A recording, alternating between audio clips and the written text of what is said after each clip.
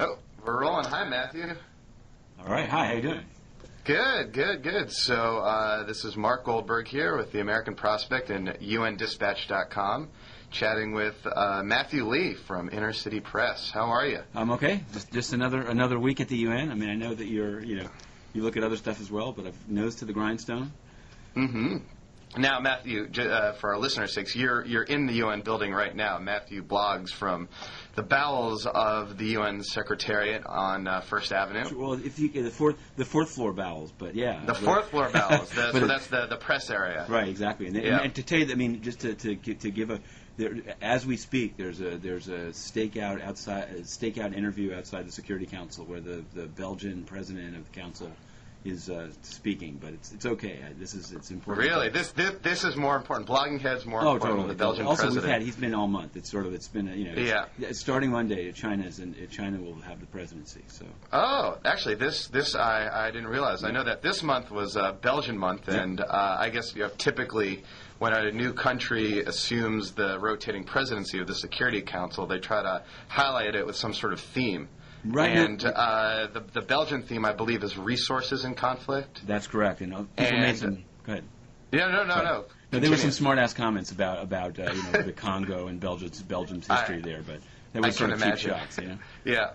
So what's China's going to be? Actually, I haven't seen yet. What they usually do is probably Tuesday there'll be a press conference by the by the Chinese ambassador where he'll lay out his agenda for the month. They'll pass out a calendar. None of that's taken place yet. It's one of the more interesting press conferences they have, just because you can it's usually about an hour long and you can ask almost anything, in the sense you can say not just what's on their agenda but what's not on their agenda and why it's not on. So it should be. I'm sorry to say, right now I don't know. Okay, well, you'll have to update us later. They actually have a pretty, I mean, China, I think it's interesting because their approach to the UN often is to sort of they don't like the Security Council to, for example, put new countries on the agenda, right? They're very concerned about, these sort of Chapter 7 resolutions, which the UN can kind of either force its way in or make countries do stuff. So it's interesting when they're in charge of the Council. I mean, I'm not saying they won't have a thematic debate, but it's possible that they won't. It's kind of like they're on the Security Council, but it seems like they may be representing smaller countries that don't like to be acted on by the Big Five. Yeah. They're very much for constraining the power of the Security Council, even though they have their own power on it. Now, actually, this raises an interesting question about sort of China's evolving role at the United Nations. It seemed that, I guess, perhaps for most of the 1990s and really up until just a few years ago, China was something of a passive member of the United Nations. They would stand up, for example, and threaten to veto resolutions, say on that threaten the sovereignty of any nation, like in the 1999 Kosovo bombing. Yep. At the same time, their staff and their nationals were not much involved in the comings and goings in the work of the Secretariat, but I think that's changing somewhat. It seems to me that they're playing a bit more of a robust role at the United Nations. I think your impression? Yeah, I think it's true. A lot of people also looked at it in terms of just the real nitty gritty of the UN, actually getting jobs for their own nationals. Yeah. They've been becoming they're getting the Undersecretary Generalship for DESA, the Department of Economic and Social Affairs, and the numbers of their staffers working for the UN has been rising. So I think it is. You're absolutely. I mean, as they become an ever greater world power, it's being reflected in their approach here. But they still. I mean, I think that their actual line is. I mean, for example, they and others veto putting Myanmar on the Security Council agenda, and they're always very concerned about the use of Chapter 7. They don't like that at all, and so it's actually before we get into peacekeeping, there's something that suddenly strikes me that our listeners and viewers might, as internet savvy, journalist liking people might get sort of an interest out of, which is that there's this issue right now at the UN where there are no journalists from Taiwan, and absolutely, and it's they're not allowed to be. I mean, literally, there have been Taiwanese journalists, for example, from the Taipei Times or TV stations in Taiwan that apply to the UN, and they're told we won't accredit you. This actually came to a head this week because the Committee to Protect Journalists wrote to Ban Ki-moon and said that this violates the Universal Declaration of Human Rights. and the the International Covenant on Civil and Political Rights, both of which say that, quote, everyone has a right to information, to obtaining it, to disseminating it, and that everyone, the way the UN does this is to say only journalists from countries that are members of the General Assembly can be accredited. But it's a very pretextual thing, because Switzerland, for example, wasn't a member for the longest, and yet Swiss journalists were routinely accredited. Yeah. So it's kind of a way to say. So do you then? I mean, you should just say. Do you suspect Chinese interference? Oh, in fact, I actually asked Ban Ki-moon's spokesperson, Michelle Montes, for his reaction to the CPJ letter, and she said, "We have to respect the one China policy enunciated by the General Assembly." So there's no dispute that it's totally China driven. Yeah. None. And I mean, so it seems kind of unfortunate, though. Is there any? I mean, it seems that the only way to get around this then is sort of asking China politely if they'll allow Taiwanese journalists. I know, and I honestly don't think that they. I mean, the strange thing is, I actually think the way around it would have been, frankly, and I say this with all due respect to China, et cetera, but the UN should just never have acceded to this. It's one thing. The GA. Well, how long has the policy been? I believe in place? it's like well the before dawn I of was time here. But, kind of thing. Yeah, I know that under Kofi Annan, Sashi Tharoor, it was raised by the UN Correspondents Association at that time, and they upheld it. It's sort of like, this is like a real. It's something that China is adamant about, and so it's just been accepted. But I think, it was interesting that it took the Committee to Protect Journalists. It's a really well put together letter, and the argument is kind of unassailable. And the weird thing is that, like, I was just talking to somebody else about it, where the EU, there are various bodies that allow in journalists from non-member countries. So it's really a pretty extraordinary thing, and it's not. Again, I'm not saying that. I guess it goes back to your theory of, like, China being assertive at the UN. They're very assertive on this, in that they don't want the word mentioned. Once in Geneva, earlier this year or late last year, a Taiwanese delegate managed to speak at some World Health Organization conference, and it was on the UN's webcast of the event, and then it was edited, and the footage was dropped, literally, taken out. So it's just another. It's kind of a UN footnote, but it's. I think, again, I don't say this as any. I actually get bombarded by the Taiwanese sort of whatever you call it, mission in New York, saying, "Oh, thanks for asking the question. Ask more." And I don't. It's not for them that I'm asking it, but I do think as a kind of freedom of information loving people would be pretty surprised by this. Yeah, I know it is. It is pretty shocking, but I guess it shouldn't be, considering China's position on the matter. I know but it's just weird. Like, how far do you go? Would we allow the U.S. to say we don't? I don't know. I know that the Hamas television station is viewed as a terrorist organization in the U.S. So I don't know if you saw that one. You can be prosecuted. They had for some TV network tried to put it on and offer it in the U.S. and they were prosecuted for providing money to a terrorist organization. This was an American network or affiliate? Yeah. Yep. Huh. And they tried to offer I forget the name of the station. I did not see the story. Hamas television, yeah. No, it's a pretty. Maybe these are all kind of fringe stories, but they are real. No, I don't doubt it. So I guess back to that was coming. No. Get carried away. It's good. Makes for good web TV.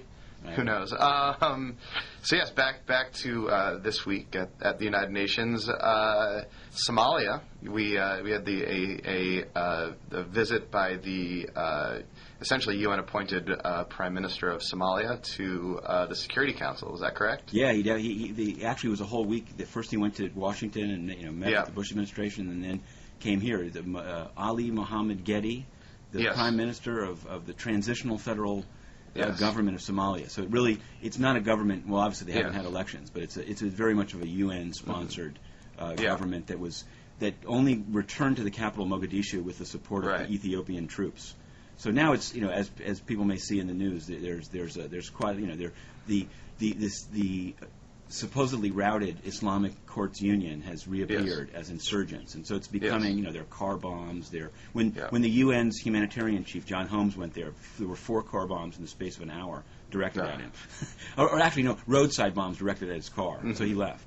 But so Mr. Getty came to the UN and met with Ban Ki-moon, and then met yesterday with the Security Council. And although it was a closed session, he spoke to the press afterwards, and Yeah. he was really making a pitch to say they want UN peacekeepers. I think it's because they feel that their government may well be either toppled or they themselves may be killed. So well, they also my understanding is a majority of the Somalian people would like the Ethiopian troops to return to Ethiopia as well. Sure, no, but I think that could also, because that's obviously giving rise to a lot of the opposition. But what's strange is that in his speech, in his written remarks, version of his speech to the Security Council, Mr. Getty said, "Our brotherly Ethiopian forces," which is really, it's not a very popular sentence. I guess it's not like he said, sort of like a lesser of two evils. We had to take the support, but we'd like them to leave. He's on record saying, these are our guys, and it doesn't. There's a whole history, obviously, between the two countries, so it's not a very. But the real. But I would say, it seems that if Ethiopian troops left Somalia, there'd be this security vacuum, and already there's been talk of perhaps sending a United Nations peacekeeping force to Somalia. Sure. Although there are, I think, many issues that raises and many problems associated with sending a peacekeeping force to an area that's essentially like a hot conflict zone. Yep. And I can't imagine that the Security Council or the folks in the General Secretariat are thrilled about the idea of sending peacekeepers into Somalia. With absent a viable political peace process as well. Right. No, that's exactly. I mean, if the UK ambassador Jones Perry spoke to the media outside the meeting and essentially said.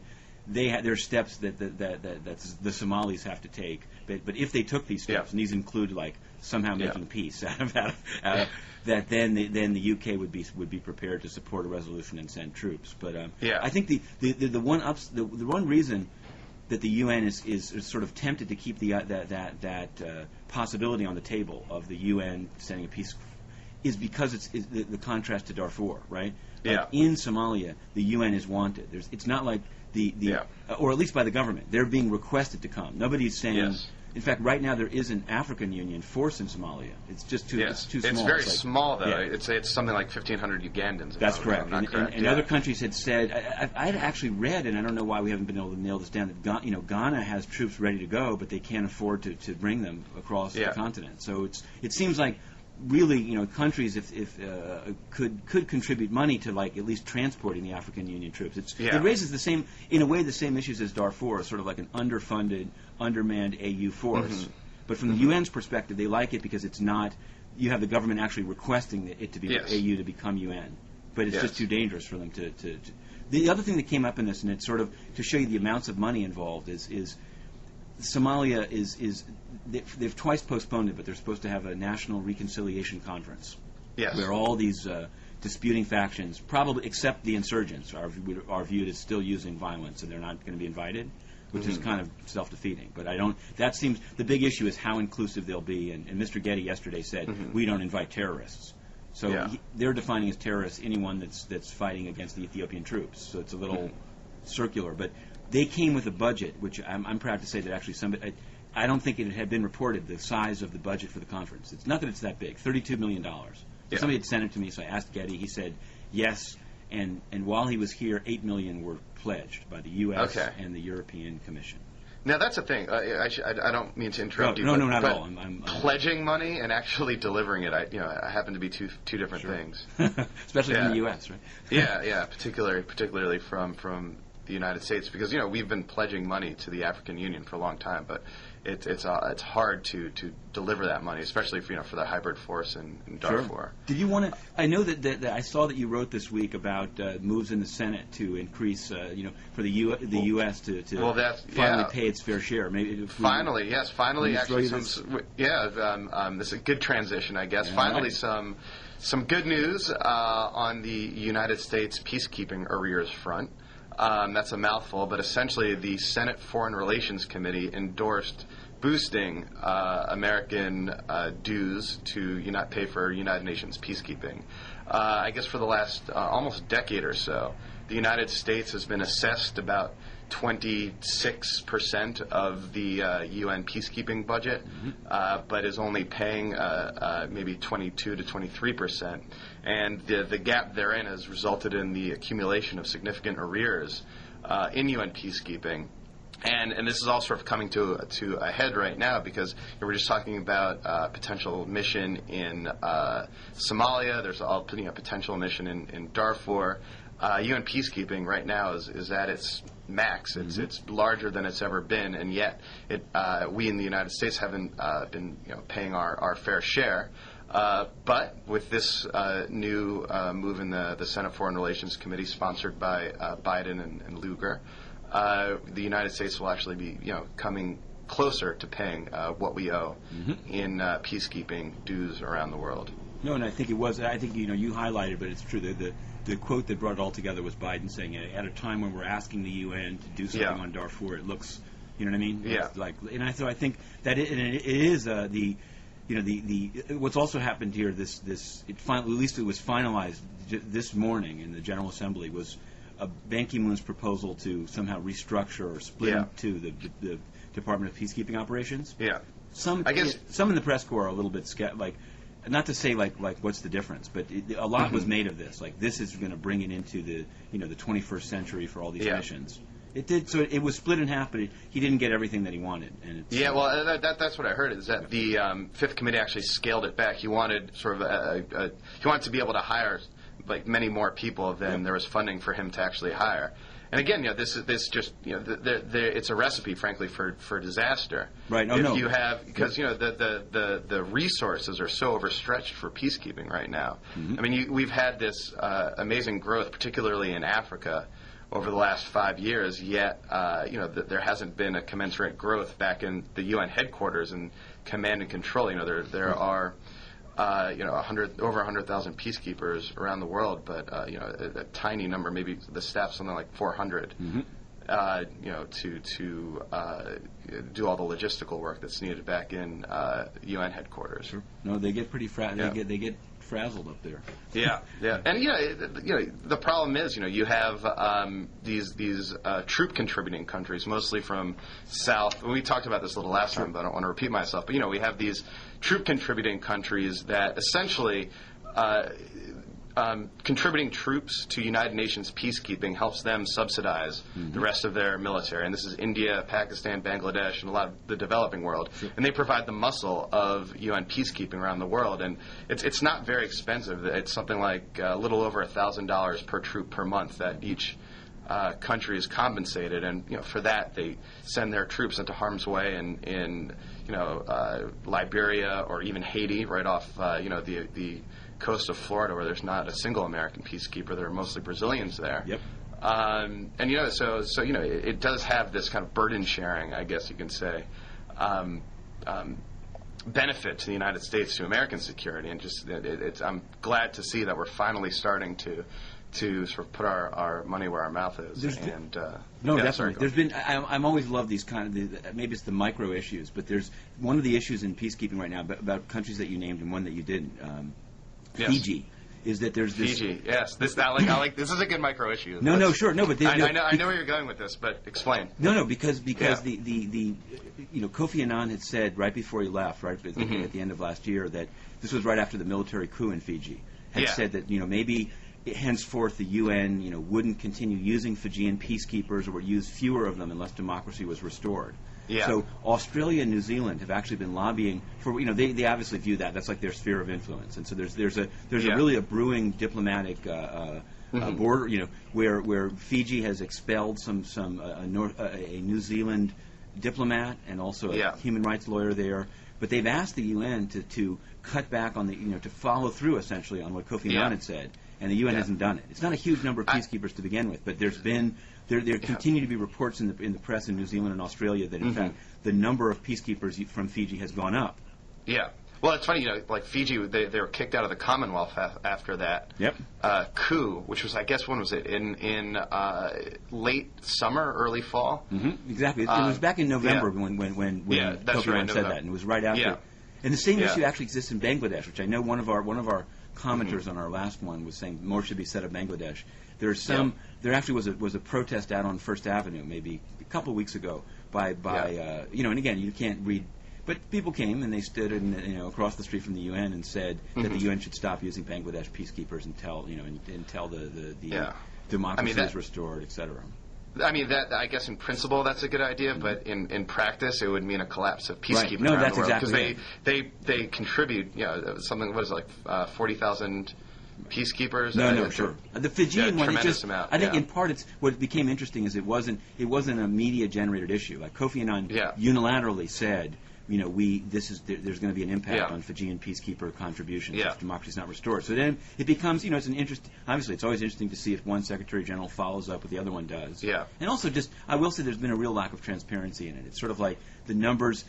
There was a ceremony actually on Fiji of like sending more peacekeepers. So then I asked the spokesman's office, like, okay, so this is more, and they were like, no, it's just a rotation. And then this New Zealand publication was able to say, no, the number has gone up. So it's just a weird, but it's bouncing around, Yeah.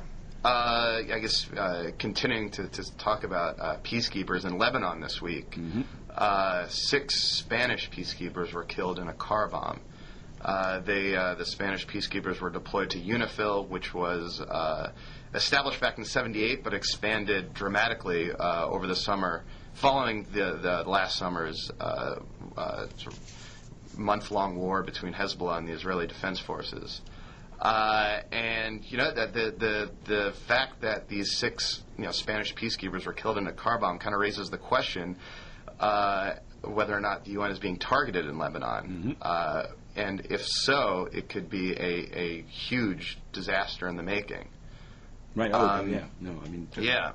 I guess the backstory here is that, as to remind our viewers, in February 2005, Rafiq Hariri, a popular Lebanese prime minister, was killed in a car bomb. Hariri was known for his anti-Syrian sentiment and for his activism in trying to decrease Syrian influence in Lebanese politics. I don't know if you recall, there was a big outcry after his assassination, and the Security Council approved a commission of inquiry to look into who might have sponsored and conspired to kill Rafiq Hariri. That commission came back with a report essentially suggesting that all roads lead to Damascus. And the Security Council then approved a tribunal to try Hariri's assassins and conspirators. And that tribunal is just starting now to get off the ground, and this is when the car bomb kills the Spanish peacekeepers. Right, but although there's two, I mean, and I don't know if this is a micro issue or not, but the big issue around the tribunal is that the government of Lebanon is split. You know what I mean? So it wasn't going back almost to that Somalia issue being like invited in, like half exactly. They didn't get a legally effective invitation, and so it became they had to pass a contested resolution to do it and sort of impose the court, even though it's not. There's the Senora government that wants it. And then there's Lahoud and the others that don't. So it's well, that's what I say. The split is between the pro-Syrian faction in Lebanese government and the anti-Syrian faction. And I guess people can use. Yeah, I mean it can be described that way, but it can also be. I think that the critique that some have, and I definitely hear from these. There's a guy here. I may have mentioned him before. They call him Hezbollah TV because he doesn't work for Hezbollah TV, but he's a very pro or anti-Senora. He's a journalist, but he wears his heart on his sleeve.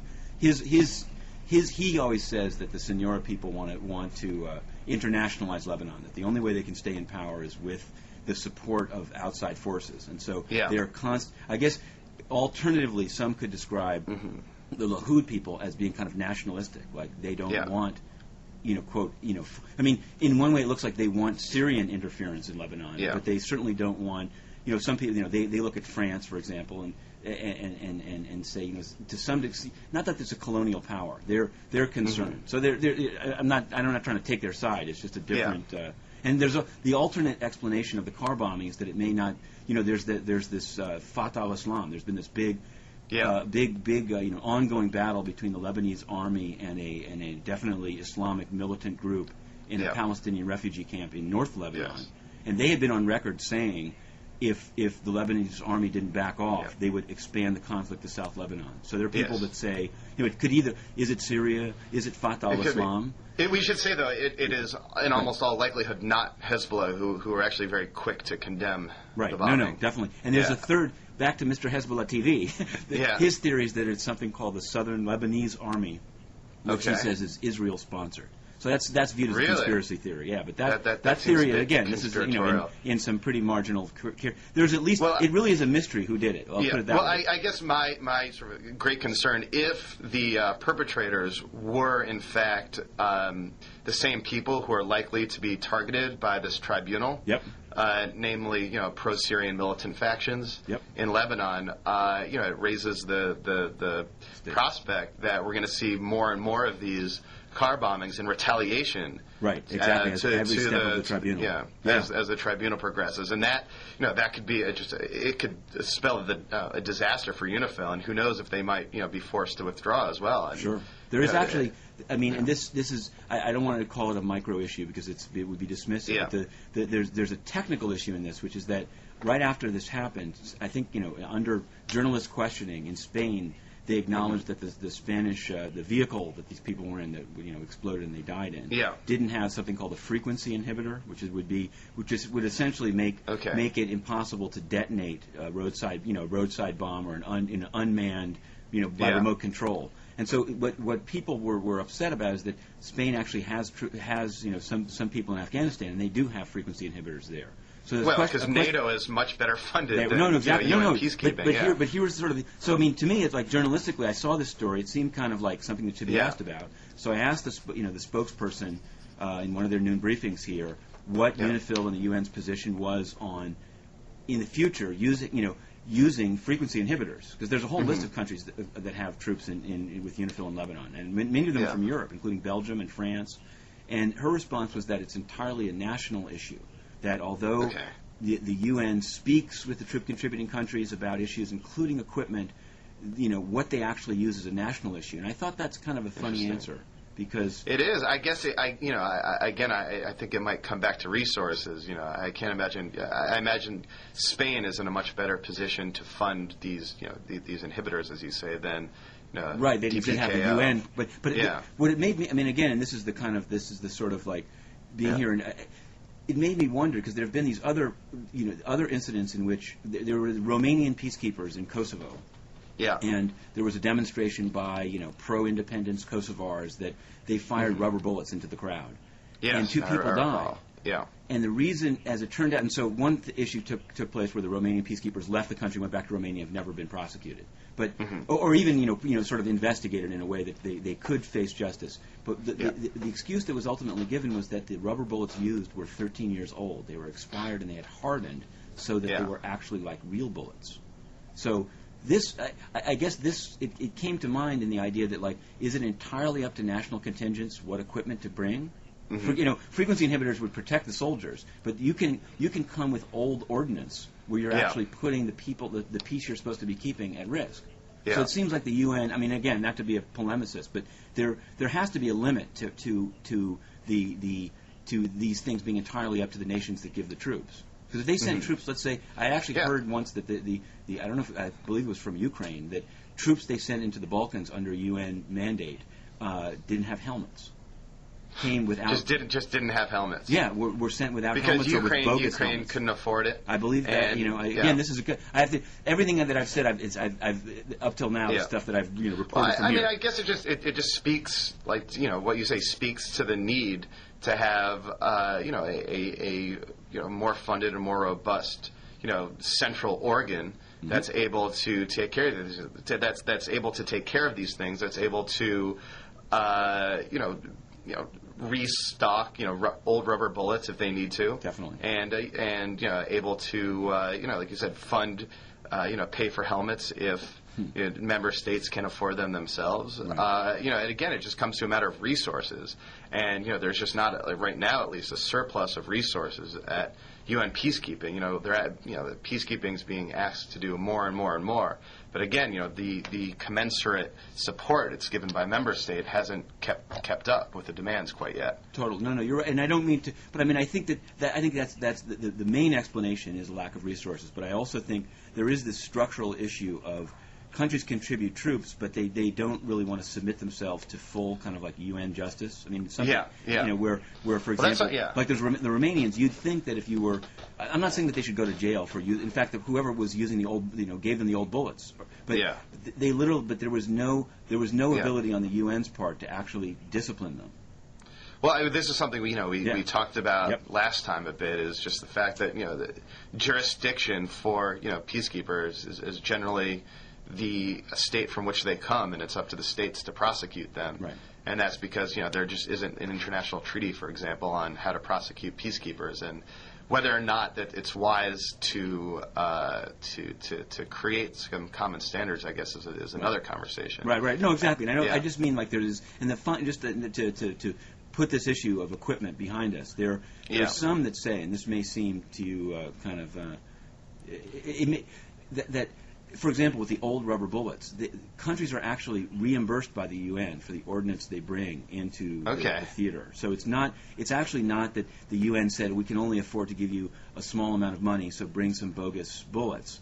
I reported last year on something in the Congo where a battalion from South Africa was part of this MONUC force in the Congo, and actually from somebody that was present, I was told that the ordnance they were using was old, so it actually went, it went way off target, and it hit the Congolese army, who then were extremely angry and attacked a village. But it all went back to the ordnance they were using was old, but they were being reimbursed as if it were new. So I'm not. I don't want to say that there's a pattern of countries sort of using up their old and really expired stuff on UN peacekeeping missions, but I actually believe there's something to that. And so it's definitely the big. The headline is the U.S. should definitely pay and money should be bet. At the same time, there are these with that as the headline. There's some fixes. For example, if the UN's going to be reimbursing equipment as new, you've got to make sure that it's new. It's new, yeah. You know what I mean? It's worth, particularly if it's actually a death-causing piece of equipment. If they have old boots, so be it, right? But then again, like I said, that requires manpower. Right. Like you said, and that's one thing that peacekeeping does not have. There you go. At least in its back at headquarters, is that kind of manpower right now. Definitely to inspect those rubber bullets. Yeah. So where to next? I actually, I've on UNIFIL. There's something on the Lebanon force. This is, I think, people that watch the UN from outside may. There was a vote taken. All the peacekeeping budgets were passed this week by what they call it the Fifth Committee. It's like the Budget Committee of the General Assembly, and they were all passed by consensus. Like there wasn't a vote taken, but there was one peacekeeping mission on which a vote was taken, and it was UNIFIL. And the reason there was a vote taken was because there are 4 paragraphs in the resolution, providing the funds to UNIFIL that refer to Israel and Israel's 1996 bombing of Nikana, which, according to the resolution, for which Israel owes the United Nations $1.1 million. Now, I've looked. I mean, people were killed, but somehow the claim comes down to like equipment and physical damages. And so the proponents, and this was actually a majority. Only five countries voted against this language being included, and that was. And those United countries. Let me see if I can guess those countries. Excellent. We'll have Israel. Yes. Obviously, we'll have the United States. That's correct. We'll have Palau. Palau always votes for the United States. You got it. Marshall Islands. Nope. I don't know what happened this time. They broke away. They must have been on a bathroom No, break. too big. The last two are actually big. Canada, countries. probably. That's correct. Yeah. And the other one I couldn't guess. Australia. Australia. Interesting. Yes. So that was those were the 5, and then the 5 voted against the paragraphs, and then there was a second vote taken on the whole resolution because they voted separately on the paragraphs. Only the U.S. and Israel voted against. They actually, one could say that the U.S. voted against the funding of UNIFIL because it passed. Now the question that nobody knows, right after it passed, I asked the office of the spokesperson for the General Assembly. Now, does this mean that the money now has to be paid? And they said, we have no idea. I mean, it's almost like that wasn't the point. I mean, it was just interesting. It's also interesting to me that sort of like some well-meaning billionaire doesn't just write that. I guess it would be a bad precedent if they just wrote the check. But it seems, with all the things going on in the world, to the amount of time that was spent. I'm not saying, to me, $1.1 million is a lot of money, but it's not. I know it's the principle of the thing, but it was. I think it. And again, it's almost like a Rorschach test. Like some people would. I know that there are many critics of the UN. That that see that the beating up on Israel. For example, there was there's a whole critique against the Human Rights Council in Geneva that the only issue on their docket or the main issue on their docket this last year was Israel, and that they, even while dropping reporting requirements on Belarus and Cuba, they've made a permanent agenda item on Israel. Yeah.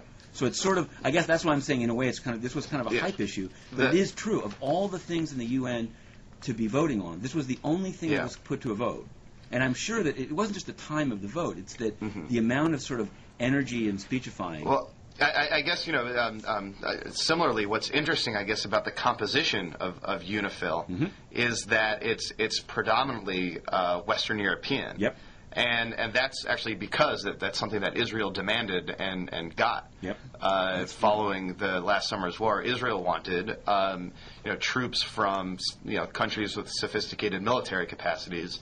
The United States didn't have any surplus troops lying around, and so they got troops from Western Europe, and that's something Israel they wanted the best troops in the world they could get to fill that security void in southern Lebanon, and they got it. It really is striking. It's very striking the list of countries that are in UNIFIL. What you just said made me think of and not to be contentious, but maybe we'll lock horns on this one. Let's go for it. Many people critique Sudan for trying to dictate who would be in the UN peacekeeping force. Like it was reported this week that al-Bashir said it remains his position that only African troops, even under a UN mandate, UN blue helmets, they'll only be from Africa. He said that, and actually journalists asked the UN number 2 of peacekeeping, Hedi Anabi, what about that quote? And Hedi Anabi had a great response, which was, sometimes you have to just not listen too closely. As a diplomat, you can't respond to every statement, because it's the UN's position that they haven't given away the store. It's the UN's position that they don't accept that kind of dictate. Yeah. And so, but what's interesting about, and I don't know if maybe we won't lock horns or not, but the nitty gritty of, did Israel say we just want high, very technically capable troops, or did they say we want European troops? Because if it's the latter, how is that different than Sudan only wanting Africans? Well, let's say they said two things actually. Go ahead. They said they want countries from Europe. I think they're pretty specific about that because they knew that the United States was unavailable. But they also said that they would not allow any countries to contribute to UNIFIL that did not have diplomatic relations with Israel. Right. And that it seems to be actually kind of a reasonable request. The second one does. The second one does to me, because you want to be able to communicate with capitals, in case of emergency. Sure. Now, out of sort of political sensibilities, some members of UNIFIL would have to be Muslim, would have to come from Muslim nations. So this leaves, frankly, a precious few number of nations that both are Muslim and have diplomatic relations with Israel. Yep. And Kofi Annan, frankly, in his last went on this huge huge Middle Eastern tour to shore up the resolution that authorized UNIFIL. And he, on that tour, got Turkey, which does have relations with Israel, to contribute troops, as well as a few other nations. And he also got a contingent from Indonesia, which, though it doesn't have formal relations with Israel, nonetheless, Israel acceded to that request, and now there are a few Indonesian troops there as well. No, but that's fascinating, and thanks. Yeah. That's I have to admit that I missed the nitty gritty of that, but it does. Yeah. It's still. I wonder. I just wonder if people that would be outraged at Sudan's position, saying only African troops, was the same thing done in UNIFIL. The other kind of this is one micro part of UNIFIL that I did follow is the German contingent in UNIFIL. Yes, because that's another very interesting case as well. They're on the Syrian border, and I think by choice they said, and again, not to be, it's a very hot button issue. Yes. They did not want to be in a position. For example, if they were in UNIFIL in South Lebanon, where France was down there, and it was France's allegation that Israeli planes were violating the blue line and flying over Lebanon, and in fact, there was a threat made that they would shoot down an Israeli plane if it did it again. This was a real. It passed very quickly, and I think it was just said to sort of make the point. But people have said that for historical sensitivity reasons, Germany did not want to in any way be within any firing range of Israel. Right. Well, at the same time, Germany. This was actually very historic for Germany. Sure. That they did contribute to UNIFIL, but their contributions, like you said, are mostly border inspectors, Yep. On the Syrian border. But it was interesting that, as a condition for Israel to withdraw in the south of Lebanon, and for Israel to lift the blockade last summer, they demanded that someone would be at the border and at the blockade, and Sure. France was at least 2 weeks away Mm-hmm. from moving their ships and from sending people to Beirut airport to work as inspectors there. Mm-hmm. And Kofi Annan frankly pleaded with Germany, and they acceded to that, and so Germany moved their ships in sooner, and then 2 weeks later France replaced German ships. Yep. But again, it was I think it was a credit to Annan's diplomacy at the time. It's also, it's also again, an interesting historical example. And I was actually in Germany during the in Berlin at that time, Mm-hmm. and it was, and again, it was a really hot debate. They wanted to help, but they didn't really know. They didn't. It would be sort of a new thing for them, and it would be very sensitive for them to Definitely. to do. There's on the flip side. There's one piece of scuttlebutt that has bounced around ever since the UNIFIL, its new mandate, was how much is the mission being charged for the naval component. And I will say that I can't. In the sense, I have no idea what you're talking about. No. Please There are people saying that, in fact, and I've heard this from DPKO sources who wish to remain unnamed, that Germany was charging. It wasn't obviously they charged for the use of their ships, right? They're still patrolling off the coast of Lebanon, but that at least the initial request, and nobody has nailed down what the final agreement was. The initial request involved very high requests for like amortization of the ships. It's like, you know what I mean? You could either do it as sort of like... I'm not, what does that mean, amortization? Meaning they were charging for sort of like depreciation. Maybe that's the right word to say it. Okay. It wasn't just a straight up like, we'll rent you our ship for, this amount, and here's our gas, and here's our naval component. Okay. They were charging for the sort of like the ways in which the ship would deteriorate during the time. They were sort of writing off the ship. I mean, and again, I don't want to. It sort of goes against the general theme, which is like the UN needs more money. In this case, there are some that feel like maybe the UN was getting kind of ripped off, but nobody wanted to talk. I asked the German ambassador directly, which it may seem a very impolitic question, but like, how much are you getting paid for this? Which doesn't mean they're doing it for the money. I'm just saying, be aware. Even these relatively affluent Western European countries, they're getting paid too. It's not just Nepal and Bangladesh. And there's not a lot of, again, I'm sure that there's not a lot of transparency, frankly, in what's being paid. And on this particular issue, it's been asked in briefings, it's been asked at DPKO, and no one will give the number. So it's just, maybe maybe the press is crazy, but it does seem like that should be a knowable number. Yeah. Right? I agree. But I've thought of a good transition for something that I think that people may want, which is that involved in that whole UNIFIL negotiation was then Deputy Secretary General Mark Malloch Brown. Yes. Who's now been given a job in the Gordon Brown government of being the minister in charge of the UN, Asia, and Africa. So that's working under Margaret Beckett in the foreign ministry. And she's been changed too. Margaret Beckett. There's a new Margaret Beckett. There's the guy, I think Miliband. I don't know how to pronounce his name. Really? There's a new. Gordon Brown's caused a whole. Missed the news in the last 2 hours. No, exactly. No, it's not. But the transition is to Tony Blair, who I'm sure is and his new. So I guess the theme is Britain. Yes. And the name is Blair. Well, so Blair is now the Quartet's representative to Palestinian institution building. Correct. Is that correct? That's correct. He has a limited. People thought he was going to have the full, a robust mandate, but that's not the case. He's not. It was interesting. I guess the way in which this was announced to the world was raised some eyebrows among at least half of the members of the quartet. Sure. I read that the German Foreign Minister Steinmeier was none too pleased to learn, I suppose through news reports, that Tony Blair, in fact, had this new job, and the EU and Germany, being president of the EU for the next 6 months, being the representative of the EU, which is in the quartet, was none too happy to learn about this.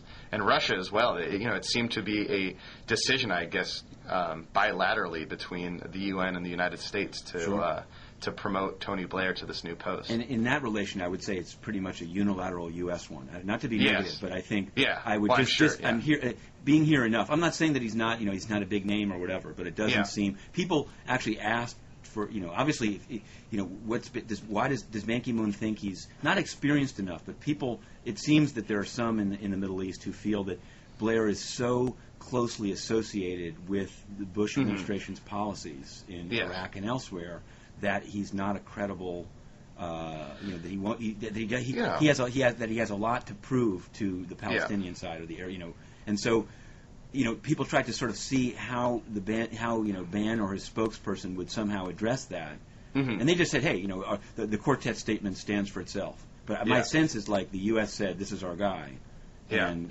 everyone else followed. I guess the advantage of having a pro-American foreigner being in charge of Palestinian institution building is that he might be in a better position to convince the American government to, in fact, support. Exactly.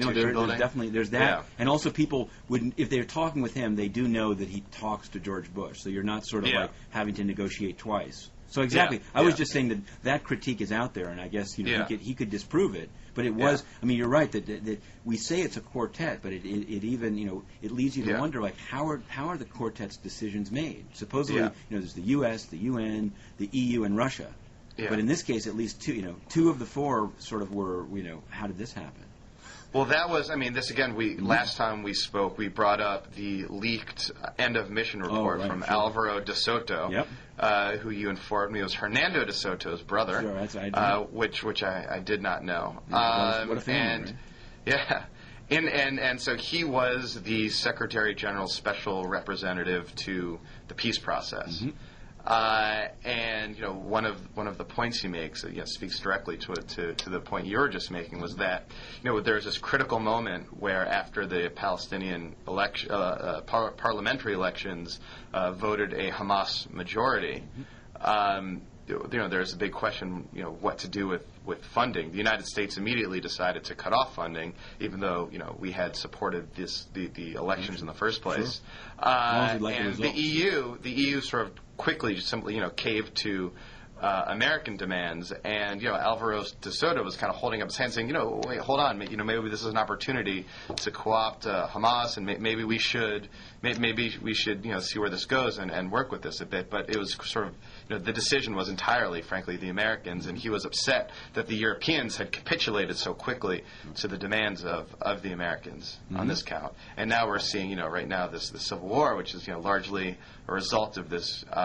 What it turns out to be, an unwise decision, it seems, to cut off funding. Sure, no, and I guess the way I've seen some people phrase it, and this seems pretty like, you're not going to solve a problem if you try to either exclude or don't allow into the process a party that has that amount of popular support. You know what I mean? You may not like them. You may, obviously, and not just you may not like them.